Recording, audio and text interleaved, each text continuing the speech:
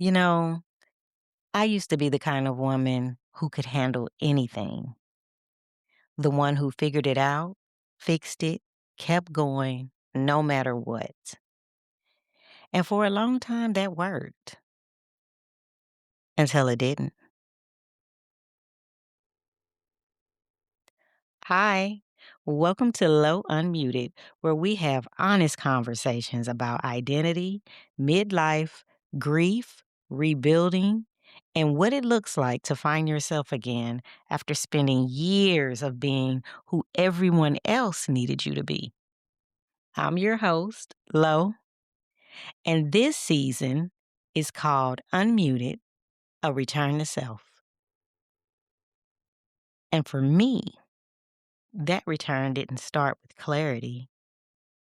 It started with realizing that the way I had been living just wasn't sustainable anymore. And to understand that, you have to understand the life I was living before everything slowed down. You see, for most of my adult life, I lived inside systems that measured everything. I'm talking rank, evaluations, awards, degrees, titles. You always knew where you stood because it was written down somewhere. I started my career on active duty, yet my time ended early due to a traumatic experience. And then I transitioned into the Air Guard, and that chapter ended sooner than expected as well. But even after that, I didn't really leave the culture behind. You see, I was a military spouse for 24 years, and we moved a total of 9 times. I'm talking moves like Alaska, Germany, and Japan. And the longest we stayed anywhere was 4 years because most places we were there just 18 to 24 months. And alongside that life, I also worked as a federal employee. Again, structured environment, clear expectations, performance always visible, and I did well. Don't get me wrong, I did well.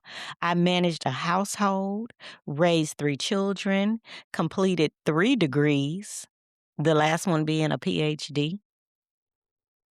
By every measurable standard, I was succeeding. I was the woman who could do hard things. I wasn't average, I operated at a high level, but what I didn't calculate was the cost. Every move required reinvention. Every transition required strength.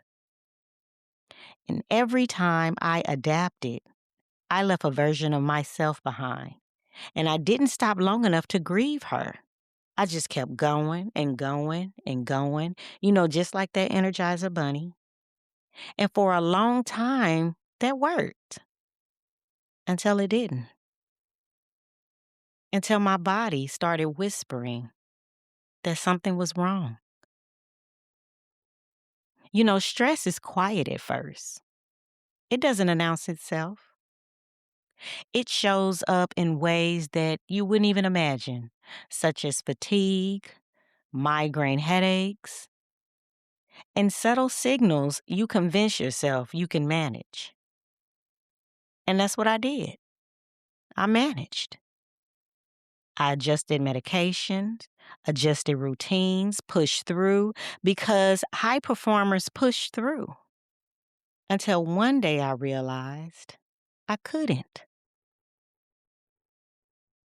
So when that day came, I decided to make a medical appointment. And after a series of visits, a decision was made that I would retire from the federal service. And when that became real, I felt defeated. Not relieved, defeated. Because for years I fixed things, I handled things, managed things, solved things. I had built my identity around capability. I had proven over and over again that I could do hard things, and this was something I could not control. My degrees couldn't fix it, my discipline couldn't override it, my resilience couldn't outwork it. And for the first time in my adult life, I couldn't power through. And let me just tell you, that shook me to my core. Now, what's interesting though is the timing. The pandemic happened around the same time I retired. So the world shut down while my world was shifting. And there were no big gatherings to miss, and no expectations to perform, no visible spotlight on my transition. Everything in life just felt paused. And in some ways, that gave me space to adjust quietly. But oh boy, when the world opened back up, child, there I was. No structured schedule, no marriage, no clear institutional identity, just me. And that's when the grief settled in. Not just grief for a relationship, but grief for the life I had built inside systems. Grief for the version of me who survived inside of those systems for decades. And then there was a moment, small but pivotal, that showed me how much had changed. So one morning, after retiring from federal service, I woke up with a migraine. I'm talking the kind that settles behind your eyes and reminds you your body is not okay. Those debilitating migraines. Now, before retirement, I would have taken half my medication because it helps, but it makes you drowsy and it slows you down. And I still would have tried to get to work. I would have calculated how much I could take and still function. I would have strategized how to survive the day because that's what I did. But that morning, I didn't have to. I didn't have to negotiate with my body. I could take the full dose. I could go back to sleep. I could let myself recover without feeling like I was falling behind. And what surprised me most wasn't that I didn't feel guilty. I felt grateful. Grateful to my Lord and Savior for giving me the space to choose my health. Because I know so many people don't have that option. They push through because they have to. They override their bodies because they feel they don't have a choice. And eventually, the body keeps score. Now, that morning wasn't dramatic, but it was the first time in decades that I chose my well being without negotiation. And something shifted in me. Through all of it, the move, the transitions, the divorces, the retirement, the only constant positive in my life was my children.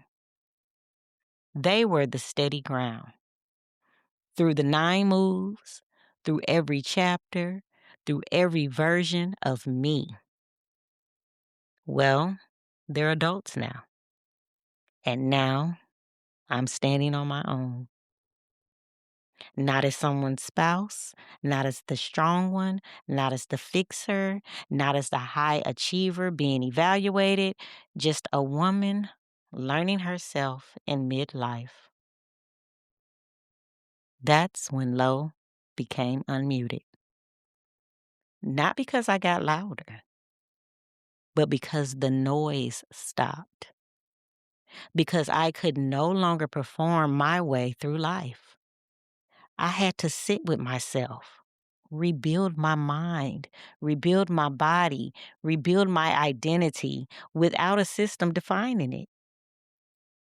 And that has been the hardest assignment of all.